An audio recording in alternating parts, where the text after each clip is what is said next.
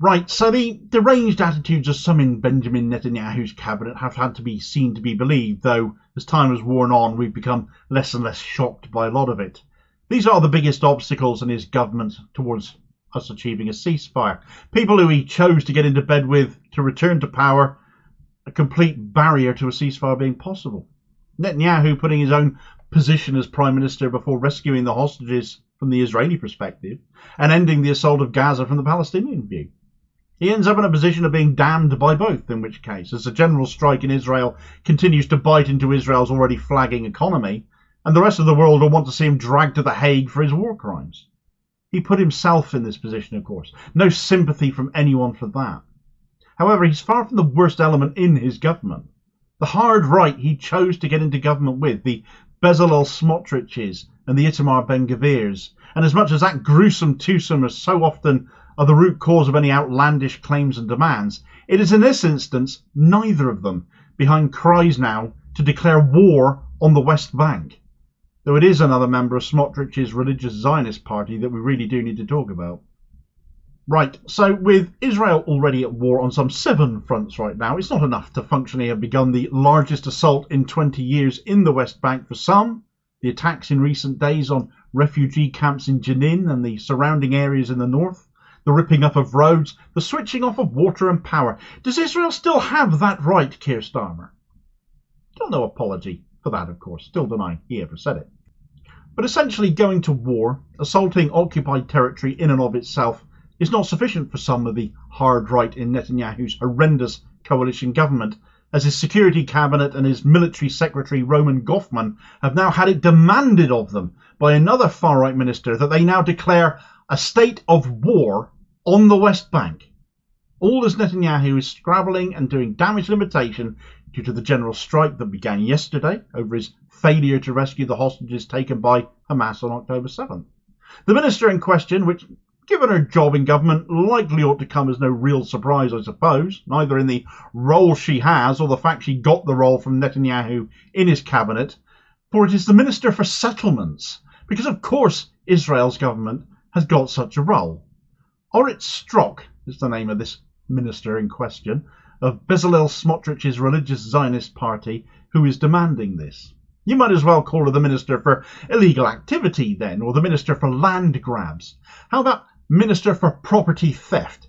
Minister for quick, he's gone out and nick his house whilst he's gone.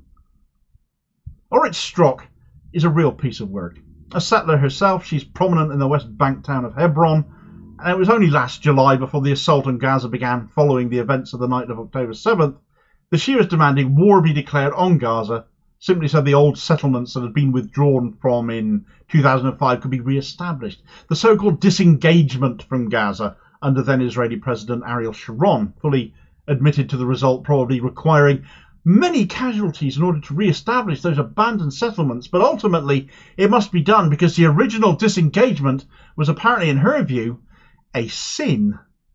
And we know that because she said as much in an interview just yesterday, where she also happened to call for the ethnic cleansing of Gaza, as this excerpt from the Cradle explains.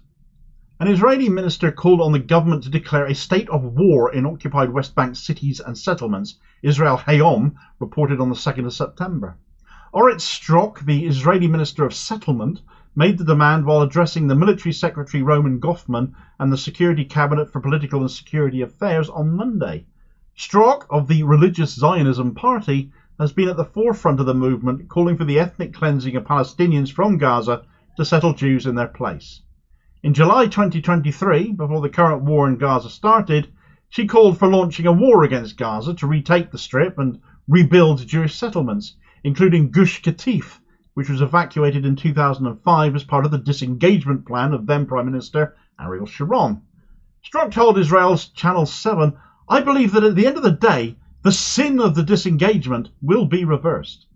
She suggested this would require going to war, adding that sadly a return to the Gaza Strip will involve many casualties.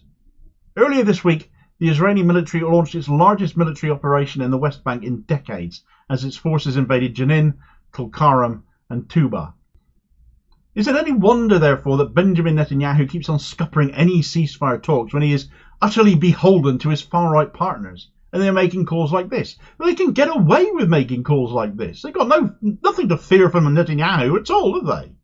No matter how much external pressure might be brought to bear by other countries and other world leaders, some more than others certainly, to hold his country together and to keep himself in power, Netanyahu cannot stop this kind of language, cannot stop it getting out into the public domain, cannot stop people reacting to it in the way they will, both the disgust shown by people around the world and the people of Israel itself taking to the street in protest and going on strike to cripple the economy, if that is what it takes to trigger change, bring those hostages home.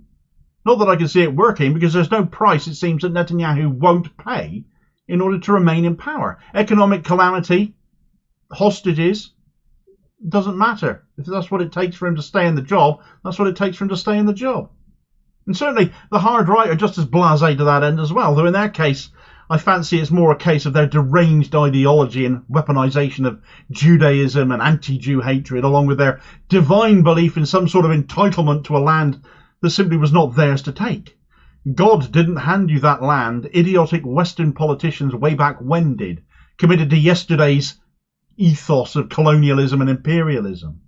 Certainly Orit Strook is not the only one holding such views or such beliefs, holding such a commitment to seizing land for Israel or what remains of Palestine, because whilst she was mouthing off about declaring war in the West Bank and ethnically cleansing Gaza, Itamar Ben-Gvir, Netanyahu's security minister, him again, in a laughable position given all he does to destabilise national security, you would think, in the interests of settlers and other hard-right Zionists, was ratcheting up the rhetoric addressing members of the Gvir Forum, or Heroes Forum, basically the families of those who had died whilst in the service of the IDF, who were protesting against the general strike that began yesterday.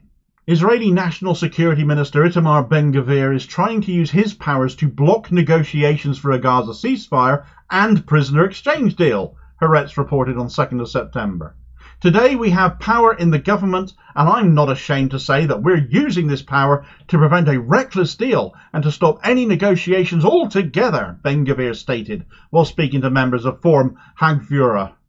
The forum's members were protesting outside the Prime Minister's office against the general strike called by the Histadrut, Israel's labour federation.